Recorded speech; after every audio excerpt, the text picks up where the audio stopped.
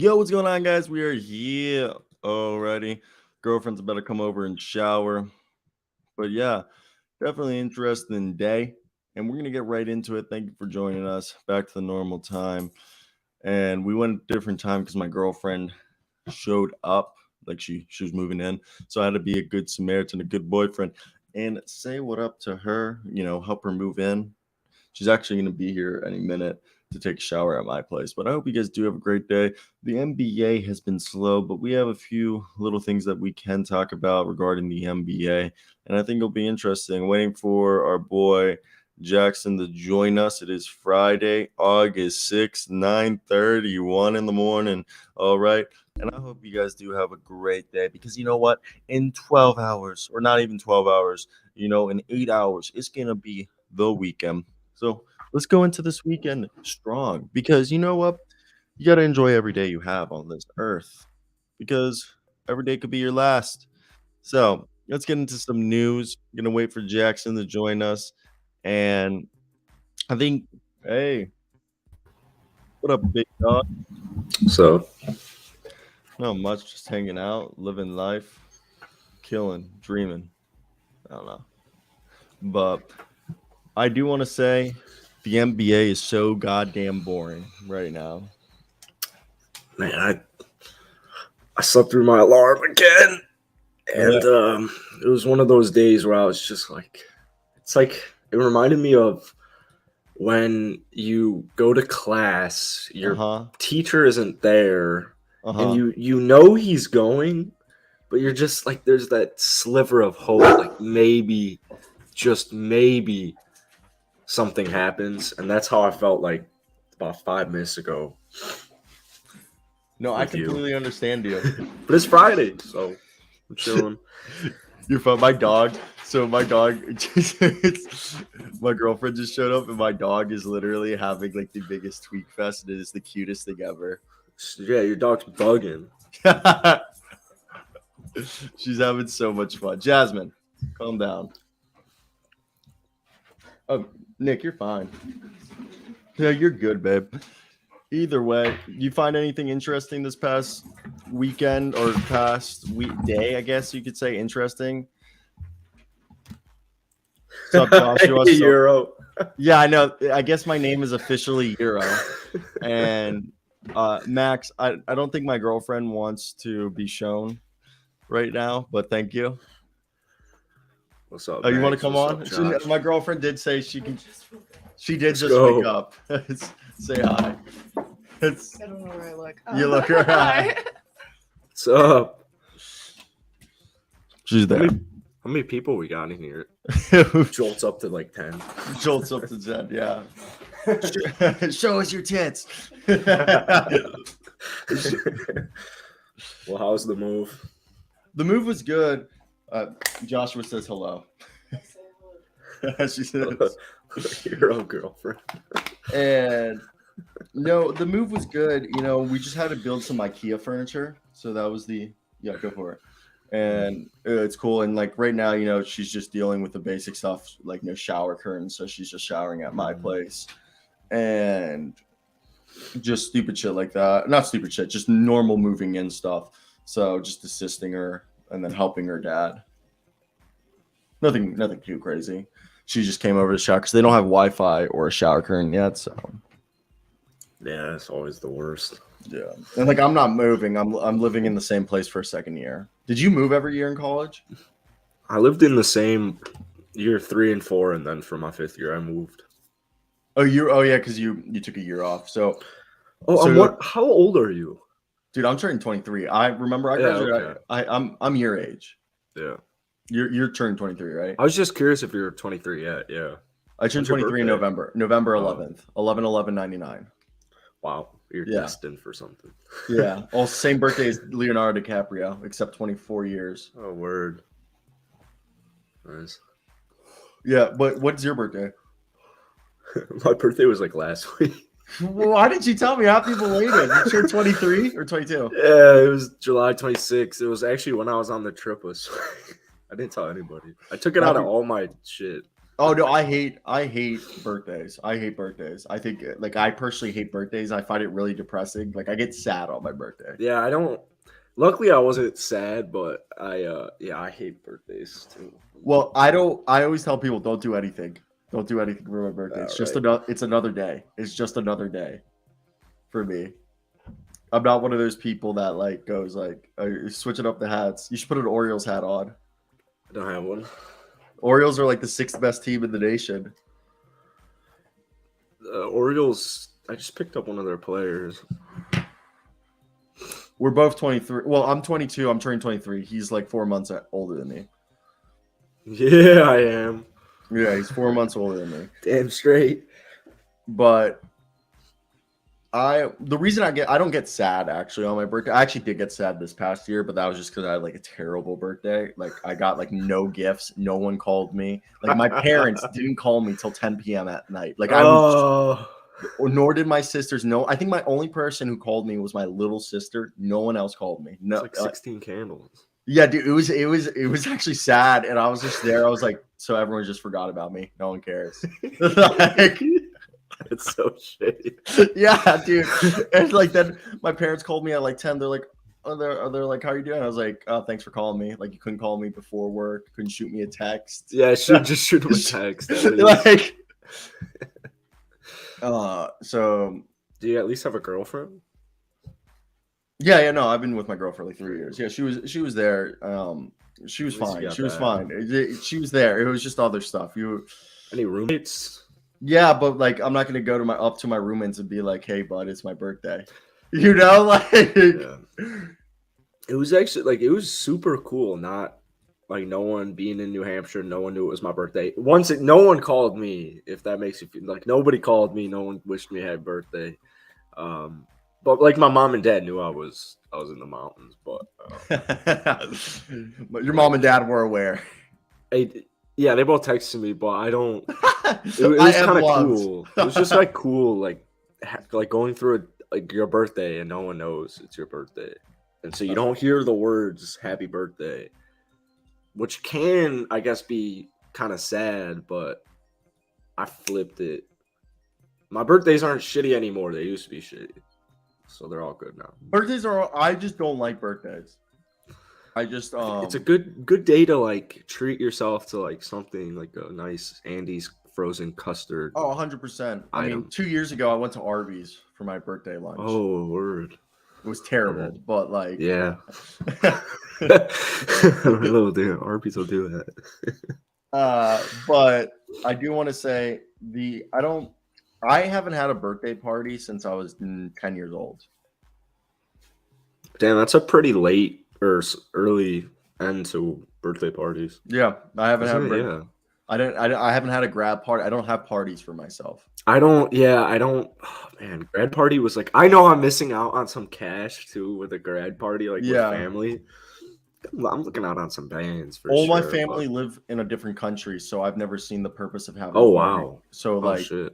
Yeah, so like and I don't like having parties for myself. That's not. Dude, it's so weird. Like. It's funny because we make YouTube videos, but like I don't like unnecessary attention if I don't. Like I'll throw the scary truth about the Warriors signing Montrezl Harrell, but yeah, it's my birthday, it's like whoa. I'll literally make more videos on my birthday. Yeah, right. It's grind time. I don't know. I just don't. Yeah, I just don't like just being. I don't know. Yeah, like I don't like parties for myself. I really don't like it. I guess like you said, it's kind of ironic because one would say we're narcissistic because I love watching my videos. Yeah, I freaking love it. Dude, you need to watch The Unbearable Weight of Massive Talent, Nick Cage's movie, because it's a movie making fun of himself. And there's a part of the in a part of the movie they show him in bed watching his own movies. Like he's like trying to fall asleep and he's watching Con Air. I would do the same thing, 100%. And it's just so funny because he's like emotional watching himself in an emotional scene. Oh my god! And it's just so funny because he's just making fun of like a narcissistic actor.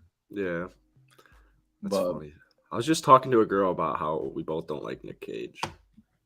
Wow. Okay. So I won't be seeing the movie, but So this show has ended. This show, our friendship, or it has ended. I don't want to speak to you. I'm actually quite a big Nick Cage fan.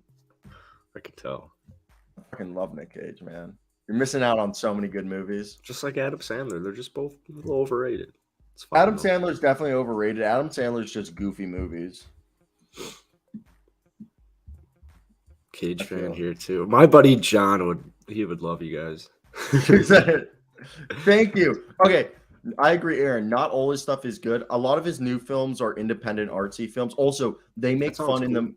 The new film, they make fun that he went broke and that he's taking gigs left and right, and like he's like he has a therapist, and they're like, some might say you're overworking. He's like somebody doesn't complain about a guy who goes to 9 to 5 every day. He's like, why are they complaining about Nick? You're making too many movies. Nick, why are you doing all this? You're working too much. This is my job. This is my career. It's just so funny. True. Adam Sandler is pretty funny. Yeah. Adam Sandler has a good few ones. I like the goofy ones. Oh, the goofy ones are good. And also, my girlfriend has gotten me into like a bunch of rom-coms. I love rom-coms. Oh my god, it's my favorite genre of movie.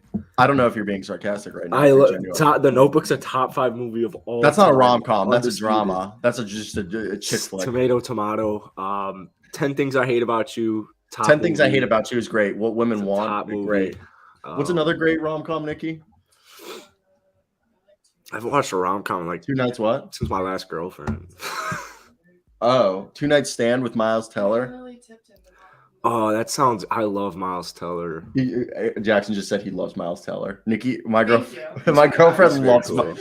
My girlfriend also was on the Miles Teller wave before anyone else, and she would like to. So she saw. Ask her if she saw that. What's that movie with the girl from? Fuck, he's an alcoholic. He's like a teenager. Miles Teller alcoholic movie with the girl from. Fuck. Spectacular Now. I think that is it. Yeah. I think that's it. Shailene Woodley. Yes. Ex-girlfriend of Aaron Rodgers. His fucking ex. God damn it, idiot. Is it good? Spectacular Now. I fucking love that movie. She said that she loves that movie. That's what made me like Yeah, he's good in that. He's like this cool, edgy alcoholic. Dude, I never watched Miles Teller romantic. until I saw War Dogs with my girlfriend and my old roommates, and I got to tell you, I really fuck with Miles Teller. I know, He's like cool as fuck. everyone's on his bandwagon now because Top Gun, but he definitely seems like a cool guy. Supposedly he's like really hard to work with though, like he's very intense. Damn. I'll take intense. I don't like douches. Hopefully No, he's not a douche. He's just Okay. He's kind of like an There we go. Edward Norton, where he's just he takes his shit serious. Edward Norton like that? Oh, dude, Aaron Norton's known for being difficult to work with, and that's why you haven't seen him in more movies, because he's just like in the past few years, like supposedly people don't like working with Edward Norton because he's kind of not like a dick, but he's like intense. Fight Club's right up his alley then. Have you seen American History X, where it's like partially filmed in black and white, and it's about how Edward Norton's a former neo-Nazi, and he returns from jail and he tries to prevent his younger brother from becoming a neo-Nazi. Great movie, but I remember a girl in one of my writing classes that she thought Edward Norton was so sexy as a Nazi. I was just like, that's just something you probably don't share with people. I was just like, that one you keep with yourself. Like, I think everybody will live better knowing you're. Everybody will live better. Either way, let's talk about some stuff. I don't know if you follow. Do you follow EuroBasket? You're the only Euro I know. Oh, thank you, buddy. So supposedly, Nikola Jovic, Omar Yurtseven, and Alexei Pokovetsky were all denied from being allowed to play in the EuroBasket for their respective teams. Omar with Turkey and Jovic and Poku with Serbia. Who's Poku with? Serbia. But is he he's on the Thunder, right? Yeah, he's with the Thunder. Yeah, I understand the Heat won 100% because they run a tight shit. We talked about that recently, but Thunder one kind of surprised me.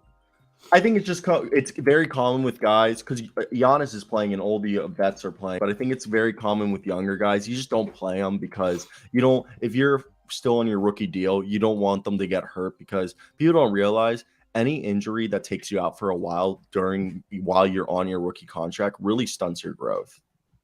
Oh yeah, that makes sense. So I think that's more of the primary reason they're doing it. But I think the whole situation's interesting because, I mean, I'm going to watch some of the EuroBasket because for the first time, we're going to see Nikola Jokic, the Joker, playing. We're going to see, Giannis and like Greece basketball. France, like, isn't Joel Embiid playing for France? Oh, whoa. I thought he's Like, yeah, from Africa. he is, but Cameroon, it goes down to like me, like I could play for like 8 national teams. You could like now, because my grandfather was born in Yugoslavia, but he was born in Macedonia, but raised in Serbia. I could play for Macedonia or Serbia. I could also play for Italy. My great grandfather is also from Basque Country, France, which means I could play for France or Basque Country, or I could really petition and play for Spain. Then I could also play for Argentina, Italy, or America. Damn. Because all my I have all family from there, so like my great grandpa is from Italy. Can I play for Italy? Yeah, you can play for Italy. Ooh, I could also technically play for Turkey because my family comes from the Ottoman Empire too. Wow, nice. Yeah, so I could play for like anybody. That's why I always joke around. I was like, I need to get good at basketball, play for the 3v3 team in the Olympics. Just join whichever is the shittiest basketball team, 3v3 squad. Golfer actually did that last. He applied for citizenship. He moved to a different country that had easier, because in golf Olympics you only get, I forget what it is, like 4 per country. And so he got dual citizenship in some random fucking country, so the competition was easier. I would do it. So my girlfriend's into gymnastics, and I never really watched gymnastics until this past Olympics.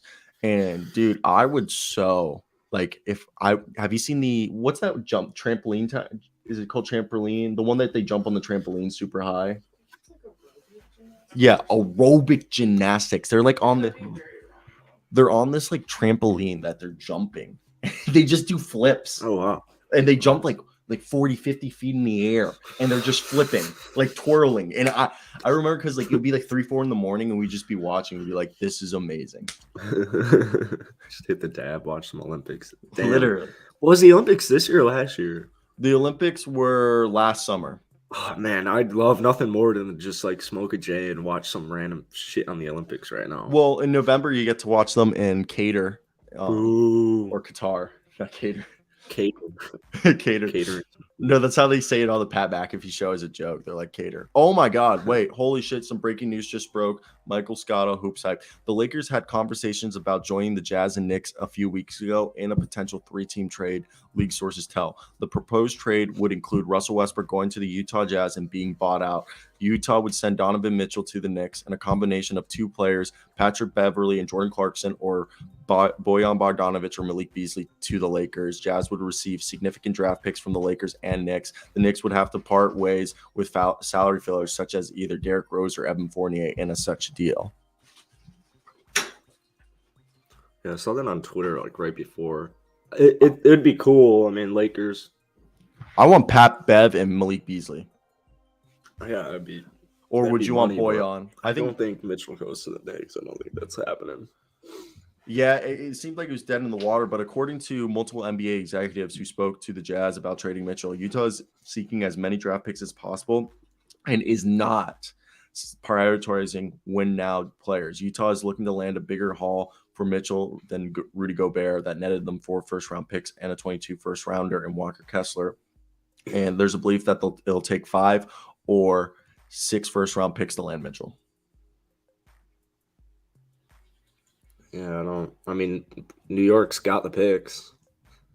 So. Yeah, and so Lakers have 2 picks. I really like the idea of Pat Bev and Malik Beasley. Pat Bev would be perfect, yeah. And then Malik Beasley's perfect, just a guy who shoots hella threes. Yeah, they need that.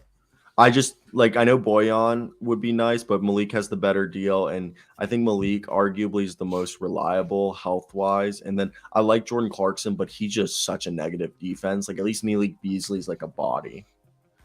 Jordan Clarkson just does not play defense. Yeah, he doesn't. I guess they need bench scoring, but that's Malik nice. Yeah.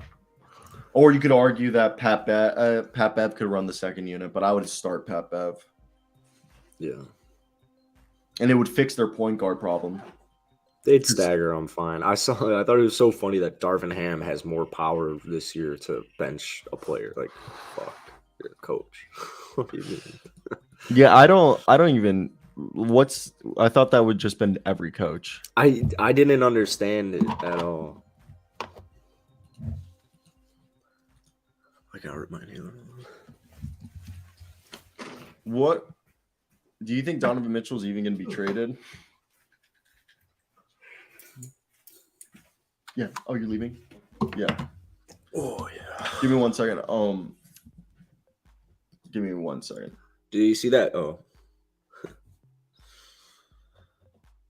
Damn, I like when Sirio goes out of the mic so I can talk about random shit, and then right when he walks up into the mic, I can pretend that we were talking. Give me about 1 second. I gotta grab something. Oh, right now. So this weekend, I think I'm gonna play golf twice. I'm gonna play today with my buddies. I think back where I used to live, and then I'm gonna go play golf with my lawyer on Sunday, which is kind of cool because it's like my ex-girlfriend's best friend's boyfriend. So like all I do is just win. So that's kind of cool. Probably gonna get some shooters, get pretty drunk. But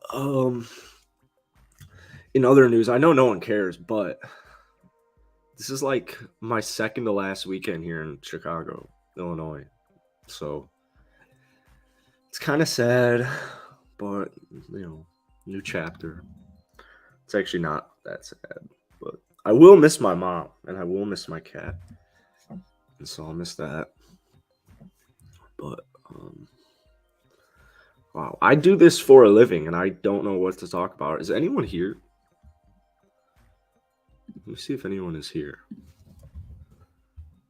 My guess is 2 people are here, and I'm gonna guess it's Aaron and Josh. Sorry about that. I had to give her. The Knicks, we'll see what the Knicks decide to do, but like based on everything I just said, I don't think one person. No. What are you talking about? The Knicks. Oh, I think with the whole Knicks thing, I think it's interesting to look at because Pat Bev, like Aaron said, would be perfect for the Lakers. It actually sounds like a good D. It's the scrappy defensive point guard they need. And LeBron can't control him, but he's going to be that defensive dog will go. You want Aaron to call in? Yeah, should we get Aaron in here? Yeah, I think I could private chat him. I want to see how I privately message him. Ooh. Oh, wait. Actually, no. Aaron, check your Twitter. That's what I do. You text it to me, I tweet it, and then I go on Twitter, I copy it and put it in Google because it doesn't work on Safari. I was about to look at something. Oh, dude, my Warriors video yesterday. I made a Trez vid. How did you do? 31.6. Not too bad. I said Aaron. You should click in. Football was on last night, and I freaking fell asleep. I didn't even watch any of it. I was at a Mexican restaurant drinking a massive peach margarita, and I saw it to the left. And it was like 21-0, and I was like, I'm not watching this bullshit. I only watched it because I cover the Raiders. 21-0, and I was like, let's go. Look at that beard. The king. What are you guys doing? Not much, man. Let's go. Look at that beard. The king. Oh, hold on. I got to mute myself. Let's go. Look at that beard. All right, Aaron. I don't know if so. First off, I like the setup you have. Nice little area you're in, and also open air, beard gang. Light. Got the beard gang. So, what do you want to talk about, man? And let's hear any thoughts you want to share. Before we go through audio difficulties, let's take a minute to present our sponsor.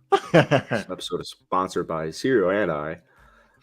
Low key, I've been loving these clips, dude. The Pistons video almost has like 1,000 views. Is it actually? Yeah. I quoted it on my page because I have a good amount of Pistons fans, so I knew that would do a little bit, but like it didn't get it 700 views, but hopefully. All right, so I'm unmuted, but now I can't hear you guys. So Oh, yeah, I had to get it. It was looping, and there's a delay, so I was like, oh crap, I had to figure that out. You're good. All right, now how do I get to hear you guys through this? This is gonna be weird. probably somewhere in figure that out now, too. settings. Speakers. All right. Yeah, I'm not hearing you guys. Can you hear us? Speaker. I'm trying. Mike, I want seems to to be go. All right. On Yeah, YouTube, you can just click the audio and unaudio it. yeah, wait. Be able to- I assume you have your YouTube tab closed. interesting. I'm trying to figure this out. Oh, So- that's why. Can you I hear don't us? need you. You hear us? Aaron. Technology unsavvy. He's a tech guy. Trae Young sucks. Trae Young sucks. All right, I think I figured it out. Oh You shit! got it? Yep. Sorry, it Sucks. took a second. No, you're good. Jackson over here was yelling Trae Young sucks to get your attention. Well, yeah, I heard it through the eco, right? So things are just coming in. I'm like, oh, something's going on. Someone's saying something really stupid right now. Yeah, How you doing, Aaron? I'm doing good. Yeah, this is my office. It's That's awesome. not bad. I work from home. I'm a software engineer. I remember you telling us. Good Yeah, chair. it's a 20 by 20 that's hooked up to the house. Oh shit! It's a decent amount of space. Yeah. It looks awesome. I love like the slope yeah, behind you with the natural it's- light. Yeah, it's built to look like the house. The house is kind of retro 70s, but it's Uh-huh. it is like a Hollywood mansion, but it's very old, so it's kind of funny. Dang. And it's That's a cool mill as in South shit. Georgia, so it doesn't fit any of the area. That's awesome, like, though, man. Oh yeah, Yeah, you drive by and he has all this glass, and everybody's like, "Holy Ooh. crap! I wonder what's in there." It's like nothing. It's just so. Just a bunch of hawk shit. So what's been on your mind, Aaron? Oh man, I'm excited. I don't know why I'm so excited for the season to start back up again, but I am. I'm probably gonna watch every preseason. Hey. I feel that, man. I feel Yeah. that. With Nobody's injured. Like No, everyone's literally. coming back. There you go. you're so right. I know EuroBasket's about to start, so injuries could, pop up on that front. But I am intrigued to see. It's wild that, like you just said, there's no injuries, and this is like a first. I feel like every year we have one guy blow his Achilles, blow his ACL Yep. while training. Yep, and then he's going to be out for the next year, and you're like, well, that team's going to suck, and it's not their fault. But no, the Clips should be 100%, which I know that's a big one. I'm not a huge Clippers fan. In fact, I think it's one of the lamest franchises on the planet, but they have a good team. They have a good team. Not wrong. You're not wrong. I mean, at this point, they should rebrand to the Anaheim Clippers when they move. Whoa. Hey, Anaheim. Seattle Supersonics need to come back too, man. There's They a lot. do and they will. Yeah, They will. We'll get People are Seattle and we'll get Vegas, I would say, in the next 3 years. I think it'll happen right around the new agreement. You guys think Vegas is going to happen? I feel like with 100%. all, I don't know. 100%. Look at what's happening with the Raiders. I think the Raiders have had the most criminal charges against their players out of any NFL team since they moved to Las Vegas. And I know one could say that is because of John Gruden and Mike Mayock drafted maybe some undesirable characters. But if you look at the last time the NBA had the All-Star game in Las Vegas, I think it was over 500 people were arrested that weekend. wow, that's a lot of people. There's a lot of Yeah. people. And people believe that the NBA is skeptical to go to Las Vegas. Obviously, they want to go for the money, but it's because basketball, unlike other sports, brings in all peoples from all groups more often. And they say that because of LA being so close during the All-Star weekend, a lot of gang members drove up to Las Vegas from LA.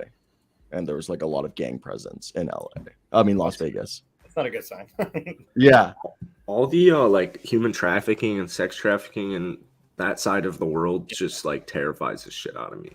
No, I would hate to be a girl in Los Angeles. It is. I have 2 daughters too, and so it terrifies me when they play too close to the street. You know, you're like, all it takes is that one jerk to come by, and I got to go shoot somebody. It's crazy Dallas because like Mavericks 10 game. years ago, this is not Yeah, like even a thought. yeah, Like- yeah. Oh yeah.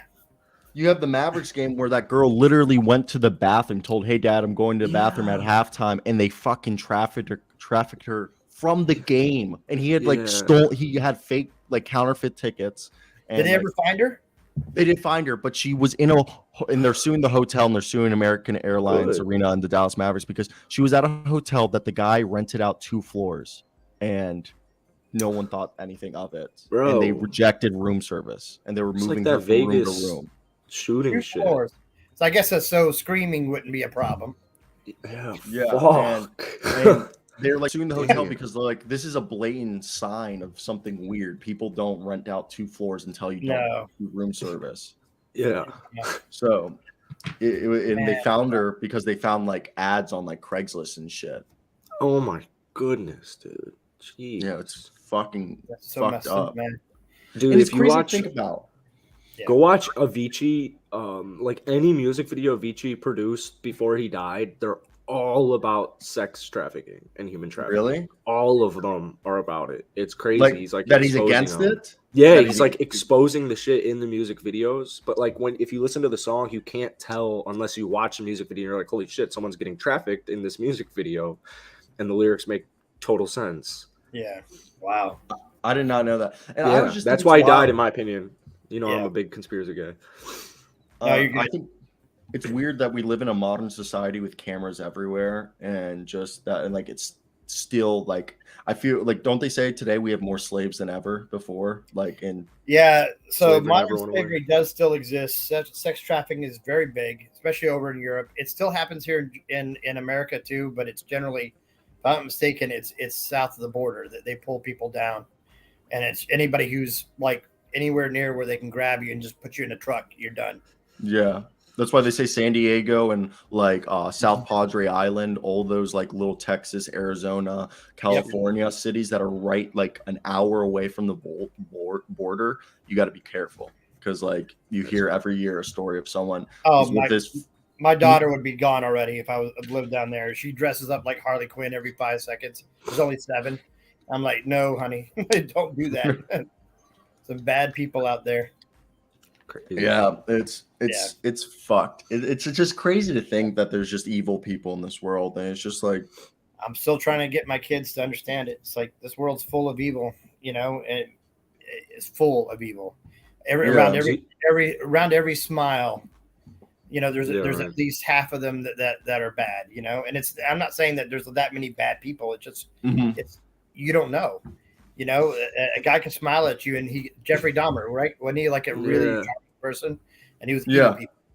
Like, it's terrifying. Yeah, but in basketball world. Let's get back to basketball. Look, I can go on tangents with you guys just as quick. I love talking. I love hearing you guys talk. But basketball's important too, So let's go over to the Atlanta Hawks because I know you're an Atlanta fan. Oh yeah, sorry guys, I am an Atlanta fan. I do know them very well.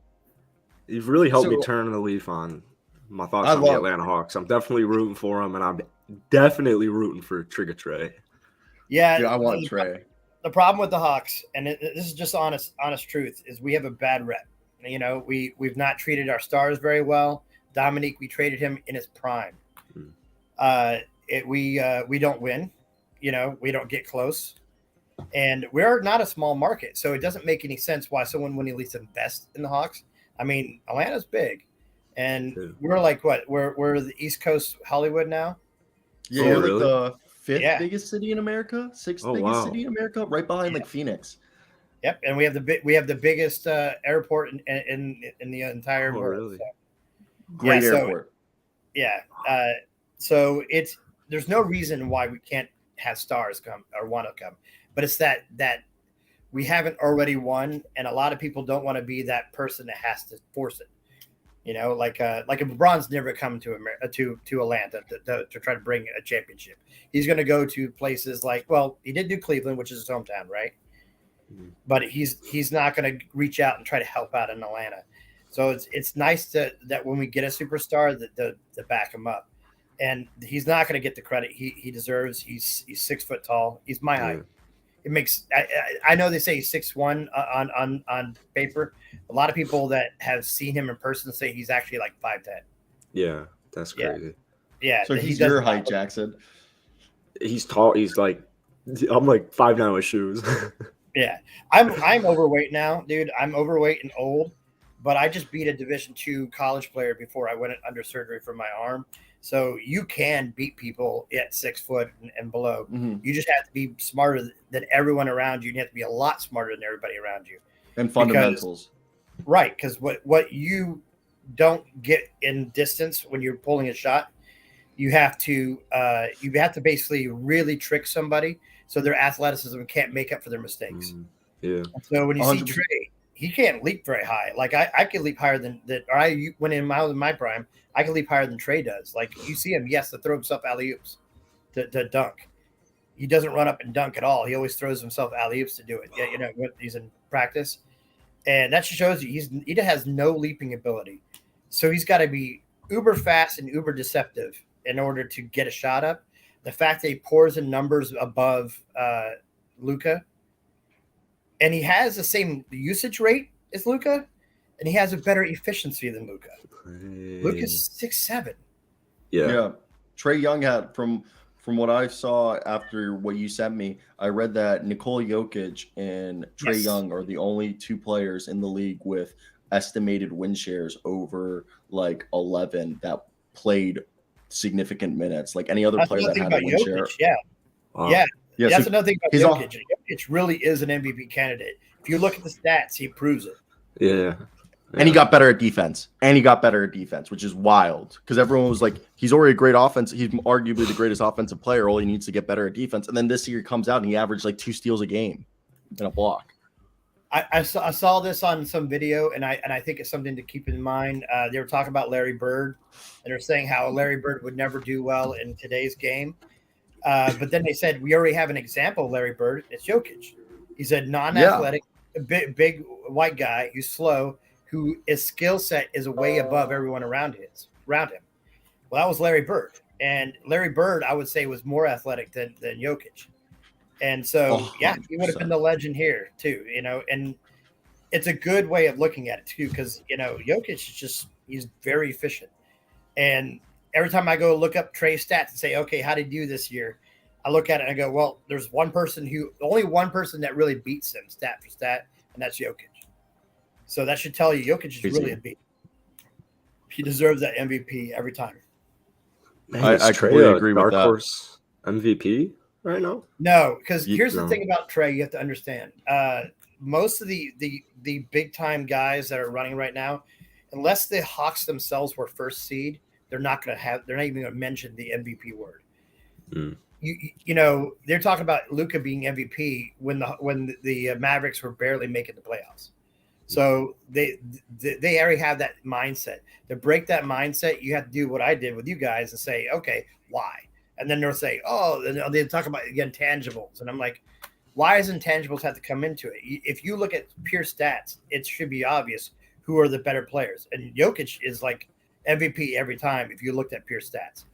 Embiid's nice, but even as good as his team is, I still think he just gets rocked by Jokic in every category.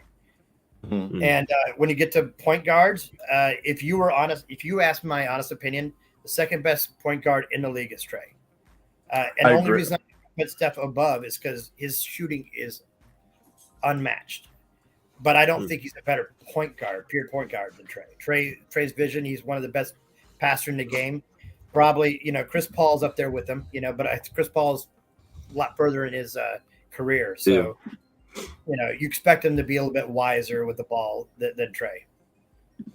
No, I agreed. Like after interviewing Kevin Schonard of Hawks.com, he convinced me in a conversation that he was saying that he thoroughly believes that at this point, Trae Young is arguably the best passer, not named LeBron James, in the entire league. Like nobody else has the vision, Yeah.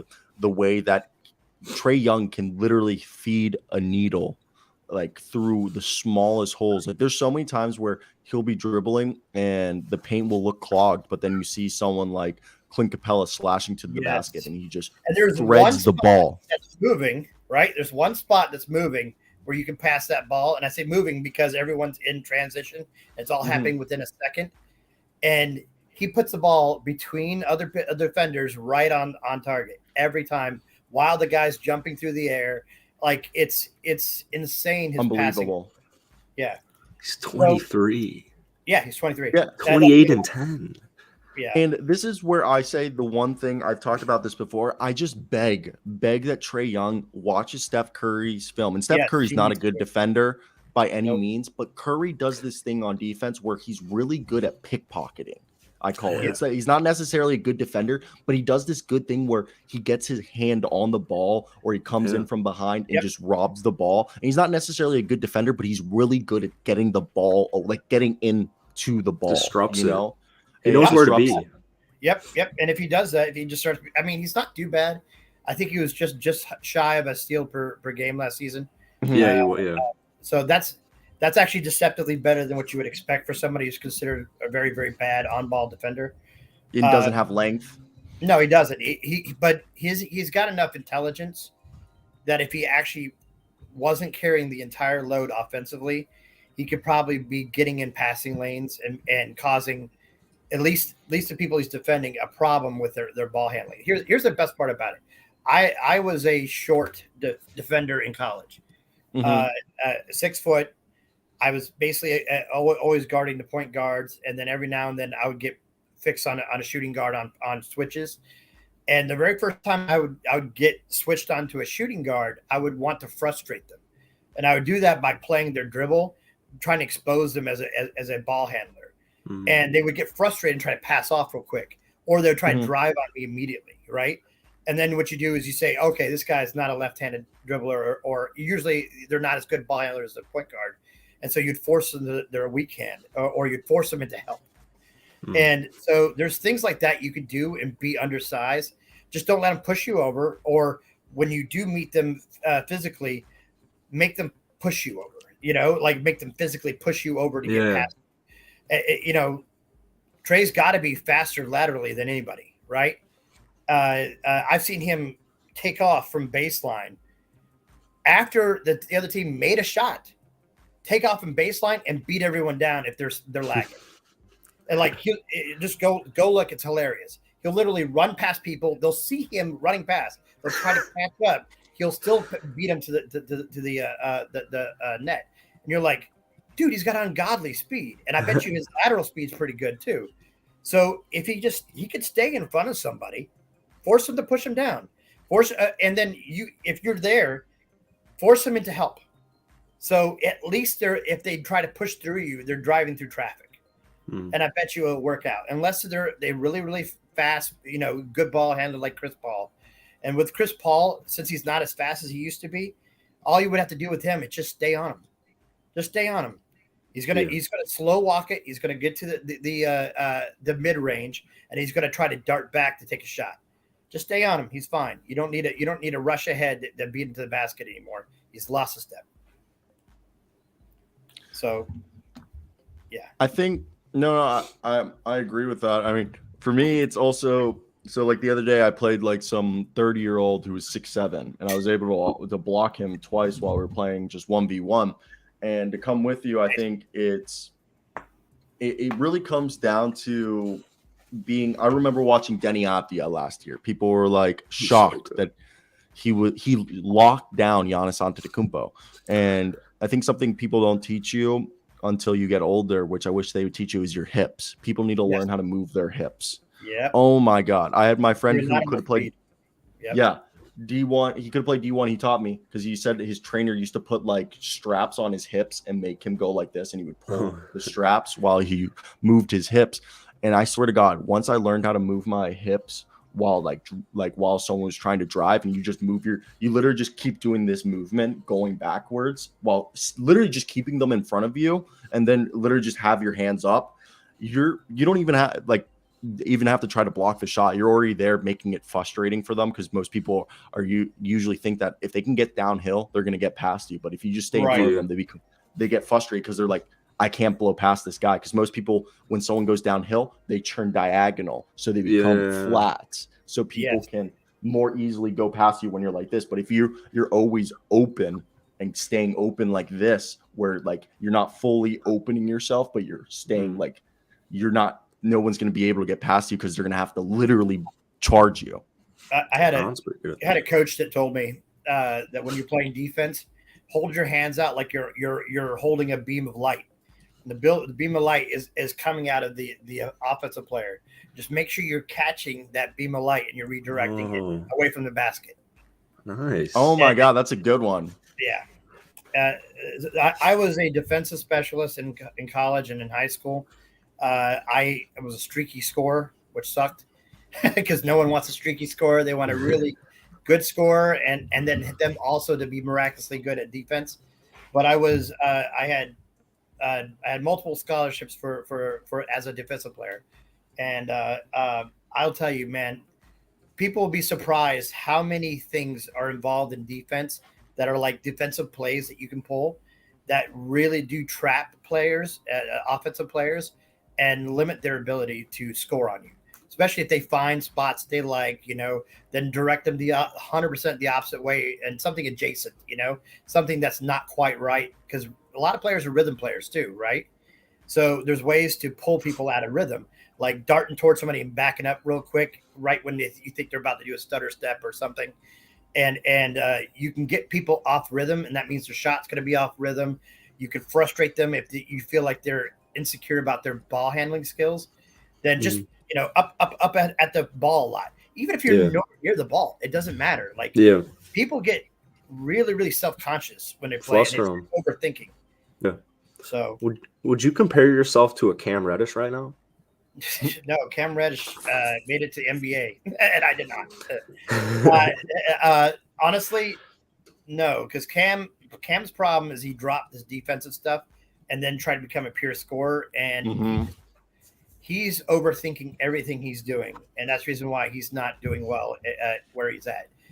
If he just played his role, whatever he was given, and just do it to the absolute best he could be, get in the gym early, shoot, and do all those things, and then be a lockdown defender no matter what. If you're a lockdown defender, they want you in there.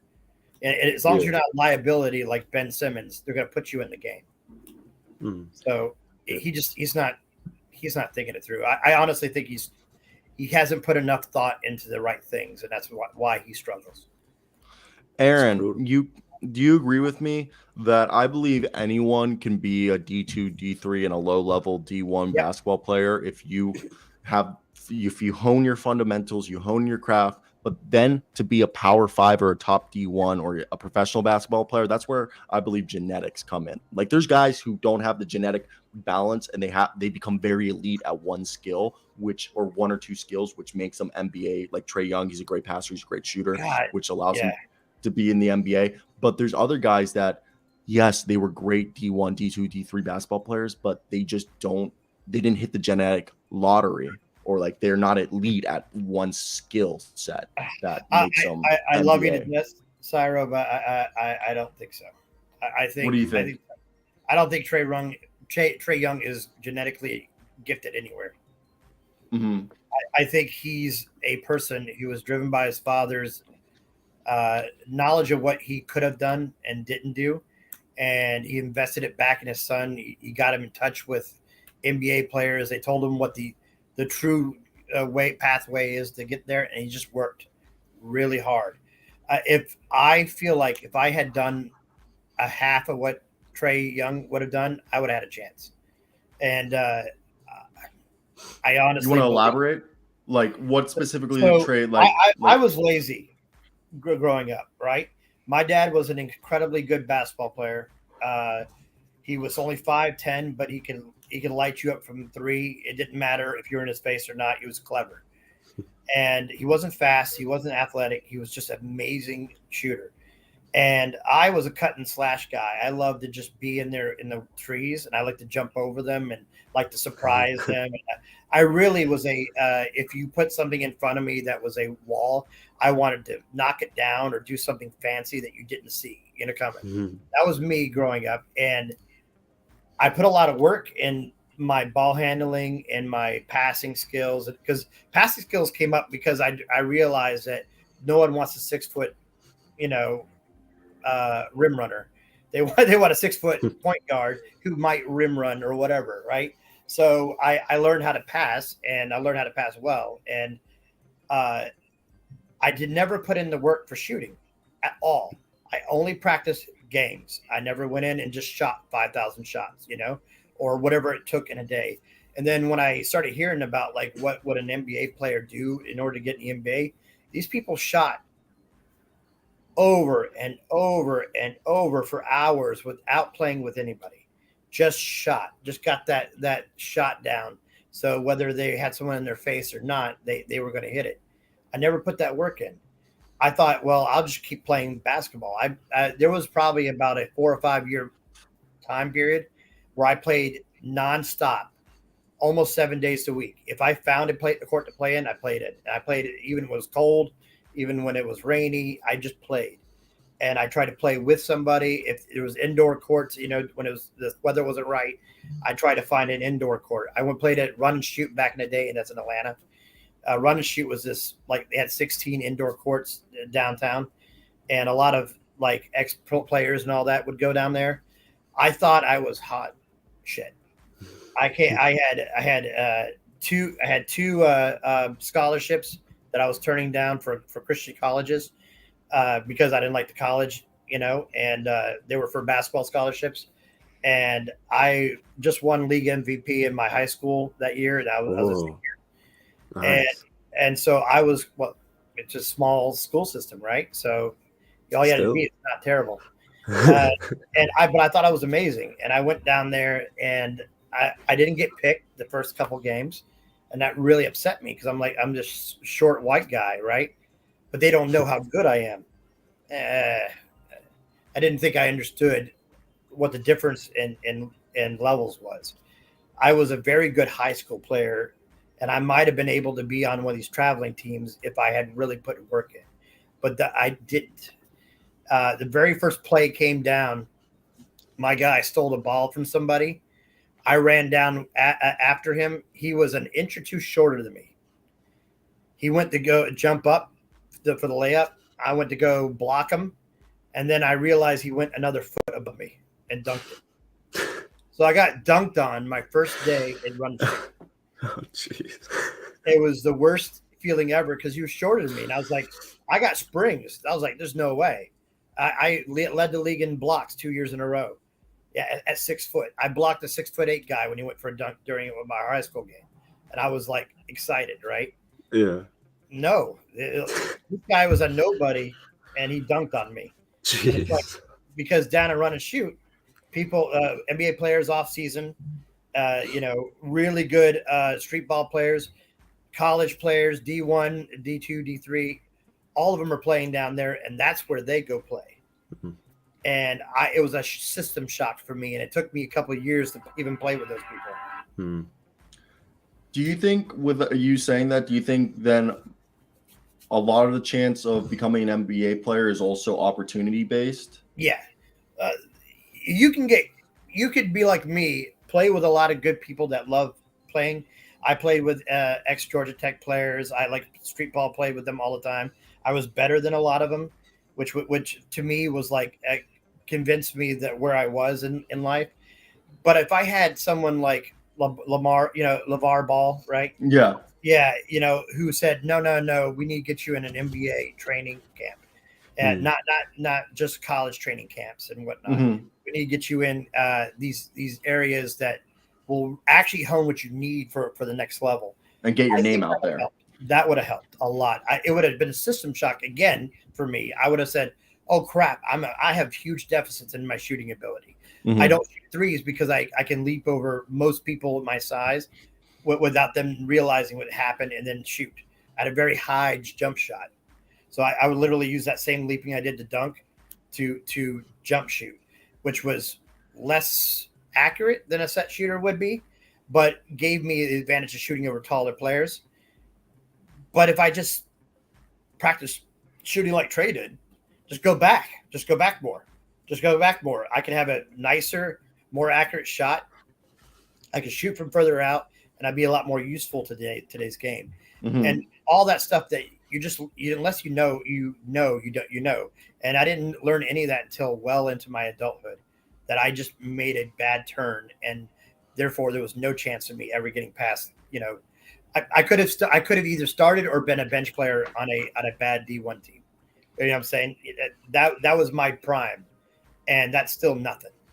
Yeah, no, it's still very impressive though, dude. Yeah. I'm a basketball man.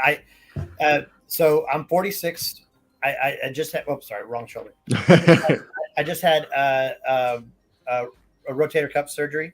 Oh, I had 3 severed, 3 torn ligaments out of the 5 that you have in your shoulder. yeah. 2 of them were completely severed.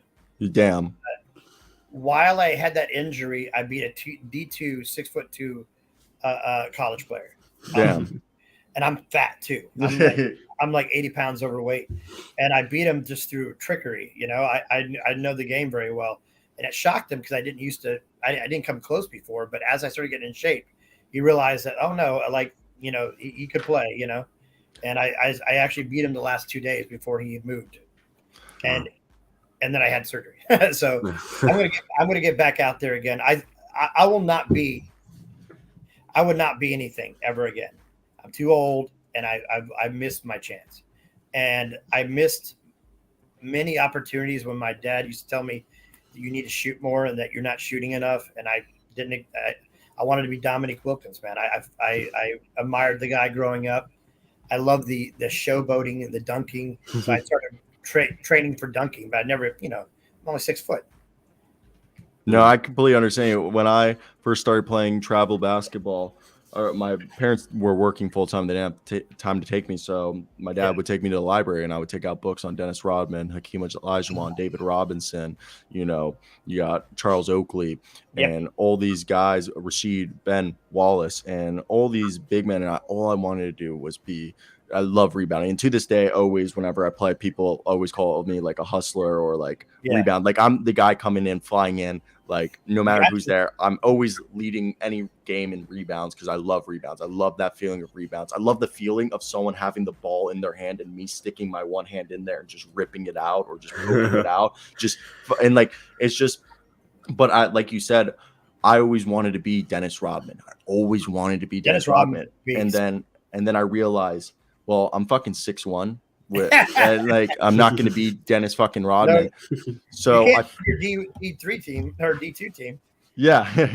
And so I realized that I'm never going to be 6'7", and I started falling in love with Matthew Dellavedova, Facundo Campazzo, Pat Bev, all these 5'10", 5'9", 6 foot guys who were pesky ass defenders. And going back watching like Manu Ginobili, like right now I've been working on this move Manu does where he puts the ball behind him and then he grabs it and you lay up with the left hand or you do it with the left hand. Clever. You can't get a strip easily there. Yeah. So one of my favorite moves that I have is I do a reverse layup either side that I go baseline, and if I start at the top of the key, if I don't find the shot on the wing, I go to the baseline and then I run through the baseline. And now that I've played with a couple people regularly, they expect me to drive baseline. So like they'll anticipate me to go reverse. So I'm like, oh, I got to find a way to counteract that. So I started doing the Manu Ginobili, like I said earlier, around the back, because they'll think, oh, I'm going to go with my right hand. No, I switch it up mid layup and I finish left. So that way it's on the other side. That's another thing I did not do. I did not strengthen my ability to control the ball in the air with my left hand.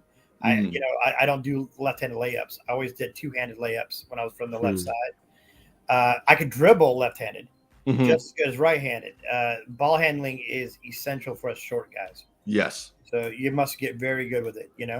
My friends call me Bob Cousy when I dribble because I like what I do is I go down low. I try to go real low because the lower you are, that means the guy has to go reach in. Yep. So I'll dribble literally super low near me because that means you have to get real close to me to get the ball from me.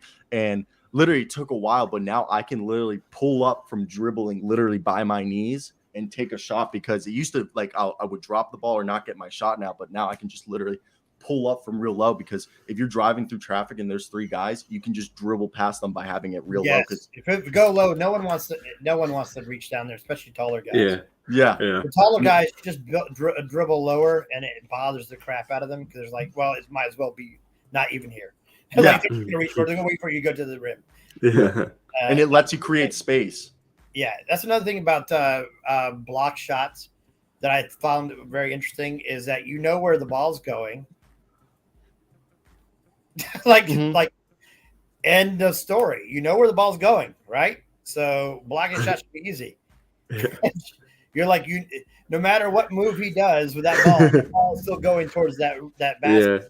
So meet it there, and you're good. You know? Yeah, literally that you just took the. When I played that guy who was 6'7", he taught me a tip. He was just like, if you ever get blown past you, most people think I got to chase the guy. No, you want to get to the spot where he's going.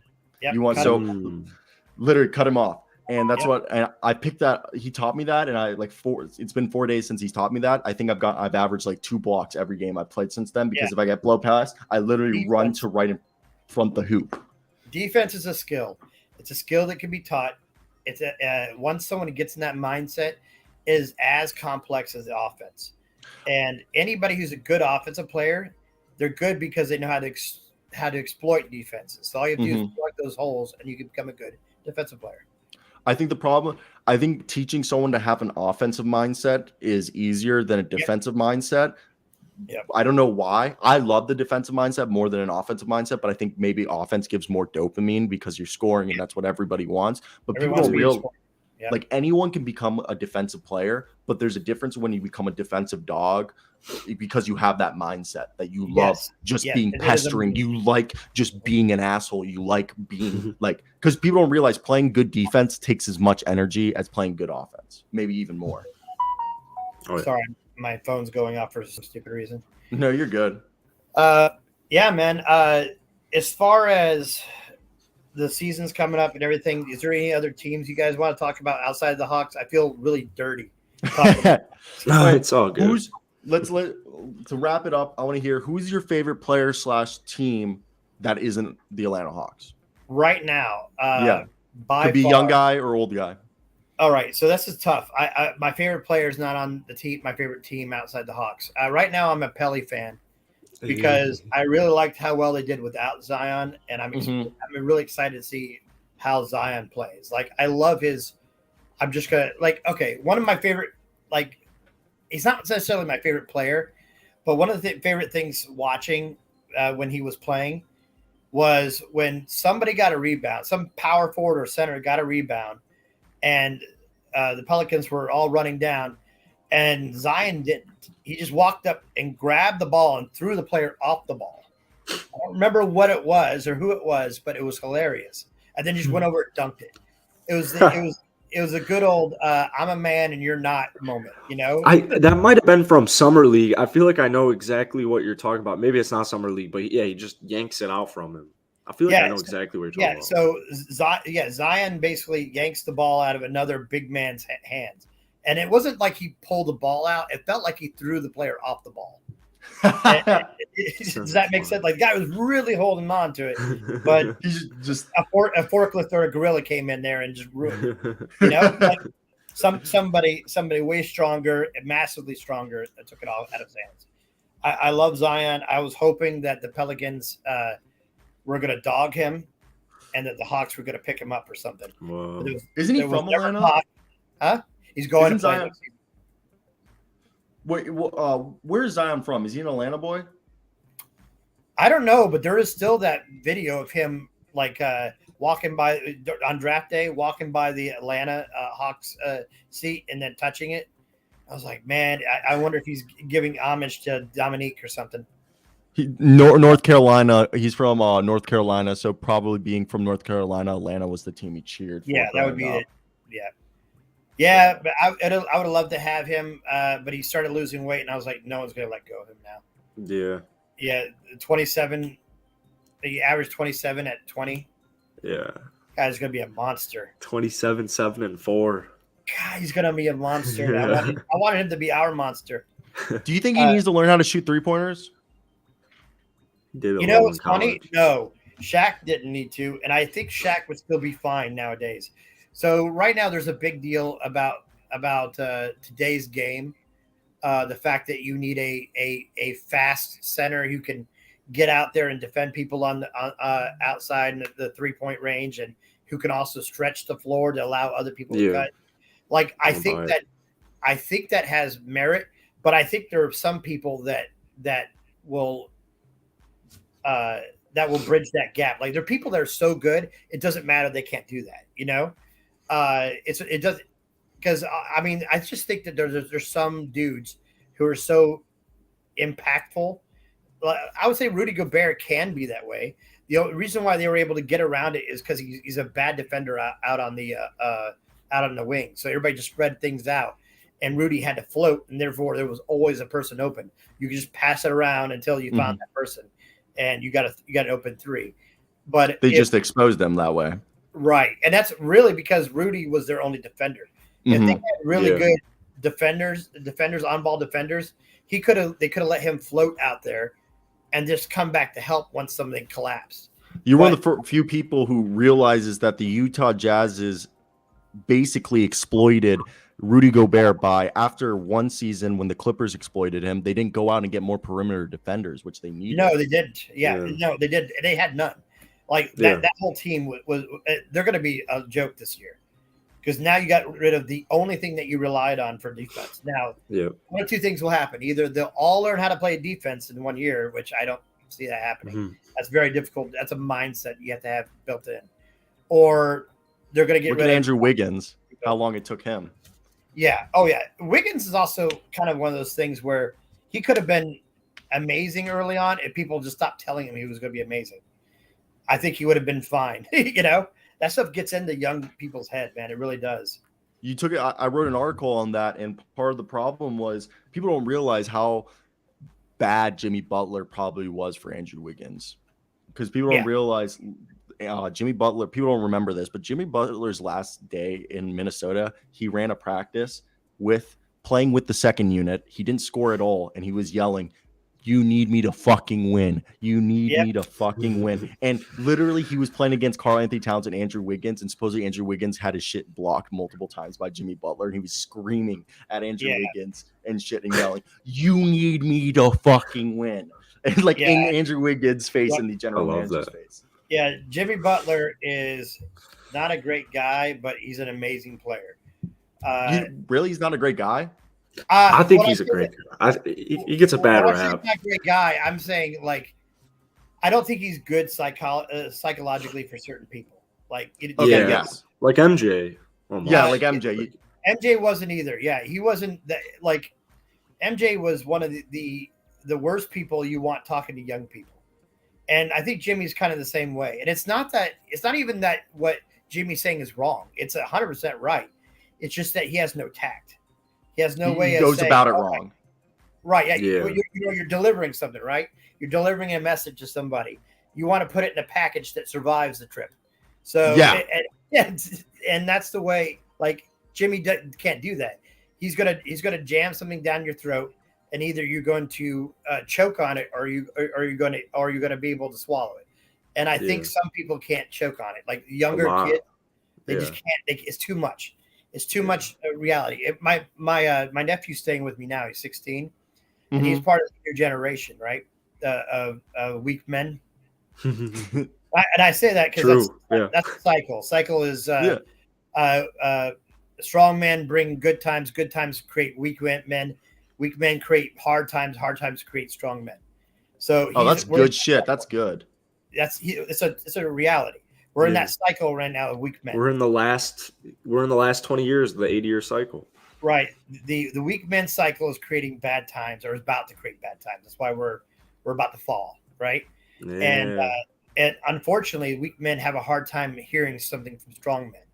They can't, you can't just deliver the message as you were delivered as a kid, because you were stronger than it's like it's too rough of a transition. So what I'll do is I'll use grating humor, and then he'll get defensive, and then I'll walk it back and explain it. And then that walking back explain makes it easier to swallow. I'm still delivering it the way I was delivered it, but instead of scowling and walking off like a Jimmy Butler would do, I then walk it back his defenses and explain why I was that way. Like, I'm giving you the same advice that men for 10,000 years give their sons. Yeah. It's hard to hear, but iron sharpens iron. Wet noodles don't sharpen anything. So you're gonna get it, and you're gonna swallow it, and I'm gonna help you break down your defenses to explain it to you. So because I know it's too much for him, it's too much to be told that he's being a wuss, and the problem is you can't be a strong pillar of your house as a wuss. No. You can't be hiding behind your wife, ain't gonna work. Yeah, that's like most of society right now. Yeah. My dad, I have an older dad who's 67. So, wow. And my dad had me at 44 years old. So, yeah. So, and my youngest sister he had at 50. So my dad's an old ball. Like most of my friends, my dad is the same age as their grandparents. Wow. And like my girlfriend's grandma is the same age as my dad.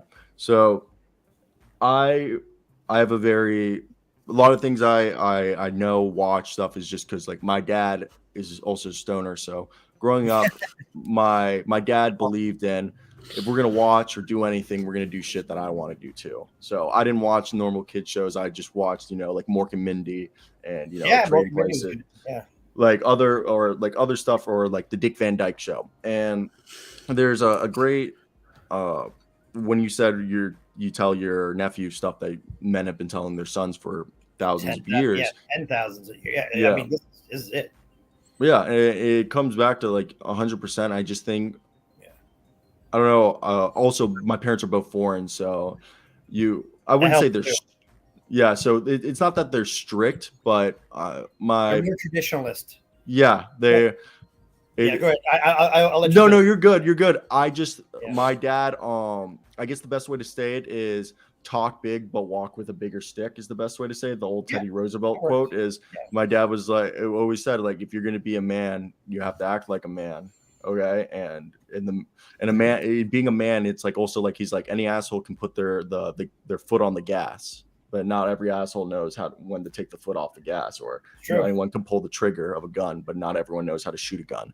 And I think comes down to like, I don't know. It's just like, there's so much to being a man, respecting women, taking care of women, being an example for other people. And just like you said, it's just, I think a lot, and I know like there's a lot of NBA players and a lot of athletes who don't have father figures. So that could be, especially this generation, you got to understand, like it's more popular to have a single parent, and it makes no sense because it's so hard for a child to learn what they need from both their parents when they're only parents there. Like we need to know both genders, and we need to know how they work things, and we need to learn healthy relationships with them, and that's why both parents is important. Exactly.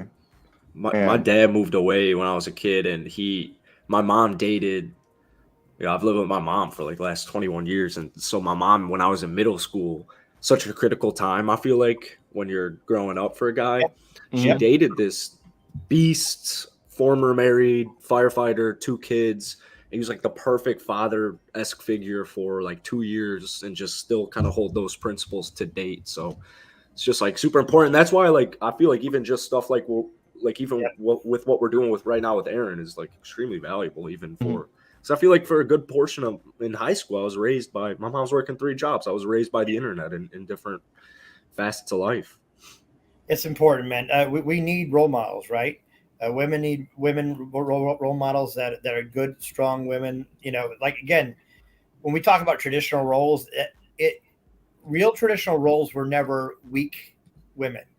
It's not the way. That's not the way it ever was. These were strong women back in the day who ran the house. They ran it down. Yeah. Like my wife and I, we have a traditional setup, and I am the master of the house. She is the manager of the house. I do not override her in anything in the house. Like people don't understand it. It's like, no, my wife, she says that we eat corn tonight. We eat corn tonight, and I don't override it because she's the master of the house or the manager of the house. As the master of the house, my wife serves me. That means she makes sure I can work. She makes sure that I have the things that I need. She provides for me to provide for the house. Does that make sense? Mm-hmm. And she does my clothes. It's not that I can't do clothes, and it's not that she's subservient to me. Mm-hmm. I serve the home by providing and protecting. Yeah. Exactly, yeah. So traditional gender roles, when they're done right, are meant to be complementary. We all have strengths. And we're supposed to complement each other. Like my wife's strengths. If she feels like a kid is being too hard, we're too hard on him, or we feel like emotionally he's not getting something right, she senses it. Yeah, Like, their intuition is. Yep, it's otherworldly. it is, and she senses it light years before I do. And she calls me on the carpet, and I take it, and I'm like, okay. She doesn't disrespect me in front of people because she knows that my manhood's important, right? And if she disrespects me in front of somebody else, it's called demasculating. It's bad. Mm-hmm. It's bad for respect. People need to show each other respect in public. If I have an issue with her, we pull it out to the side. I don't want to undermine her authority, and she doesn't want to undermine mine. But that mutual respect is how we work things, and it's important. We have 7 kids. Wow. So you can't survive 7 kids unless you do it right. All of your kids are going to be beasts. Yeah, they're going to be. If half of them are beasts, we've done the right thing. There's still such thing as free will, man, and agency.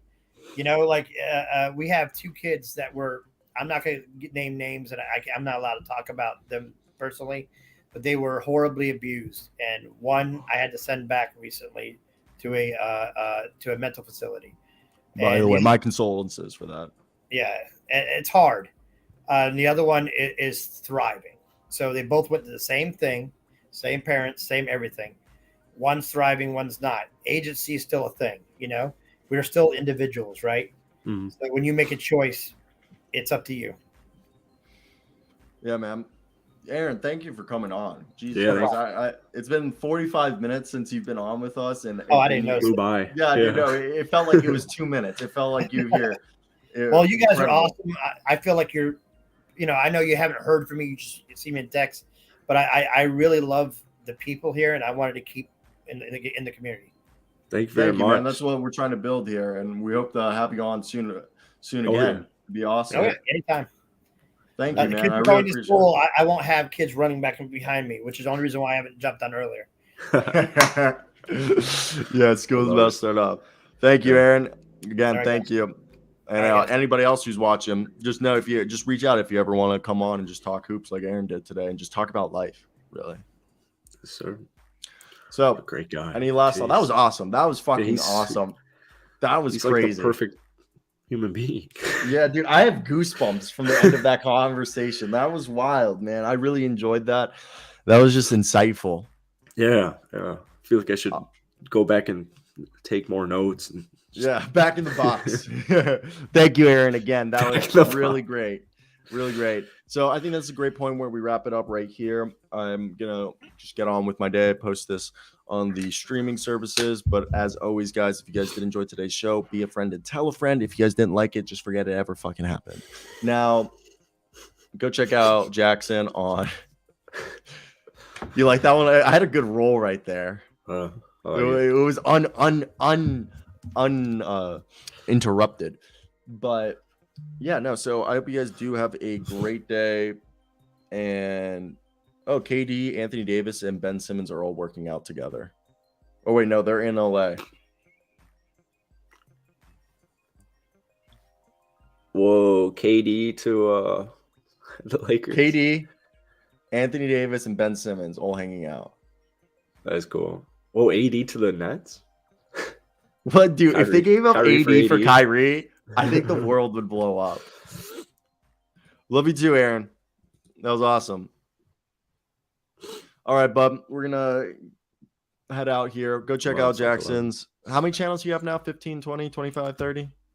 I mean, like 25-ish, but I cut it down to like 15 active. How many? What's your most subscribers?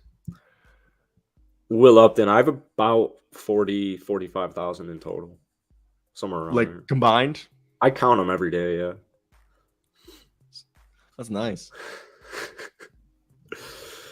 All right, buddy. You won't be able to find any of them. I don't promote them. I know. It's really cool. It's really cool when I get a comment on like I do a Bears one with one of my buddies, and I'll be like, dude, I watch you every day because you cover my two favorite teams, the Rockets and the Bears. It's so wild. Like, I got you. I need to make an NFL video. I've been meaning to make a Bills video. Same, yeah. Football's back right now. My Bucks are doing pretty well. I need to make a video. Football's back. It's just getting into the rhythm of making football videos because also my football videos are very long. Yeah, I like that though. Yeah, I like just need to build up your base. Yeah, I know. I'm starting to build up. I'm almost at like 500 subscribers. Also, you have done a fantastic job. I think we've gained like 100 subs since you've taken over. No, we've only gained like 30. But still, I'm liking the numbers. They're spiking. The numbers are spiking. The activities on the channel is doing so much better since you take it over, and plus the clips make way more sense. I just like I feel like I only want to produce clips that are applicable. Yeah, like, I don't. The other guys' clips were kind of random. They were like for example, like Brittany Griner. I'm not even gonna like yesterday's episode. I don't even know. I'll maybe get 1 or 2 clips from it. Like, I think the real meat is in like Swaggy's episode when we're talking specific. Like, maybe 10 people watch us talk about Brittany Griner, but like, is it worth a whole upload? I don't know. I made a video yesterday for Brittany Griner and got 81 views. Yeah, like is it? So no one gives a fuck. No one gives it a worth fuck. It at that point? I wanted to test it out, and that's why I did it. Yeah, yesterday. I wanted to see will me posting a WNBA Brittany Griner video do well, and turns out nobody fucking watches WNBA Brittany Griner videos. Yeah, and if you are gonna watch a Brittany Griner video, you're probably gonna watch it on CNN or Fox News or wherever you get your actual fucking news. Channel. Yeah. So, all right, bub. I'll talk to you later. Talk to you Monday. Weekend. You too, bro. Enjoy it. Peace.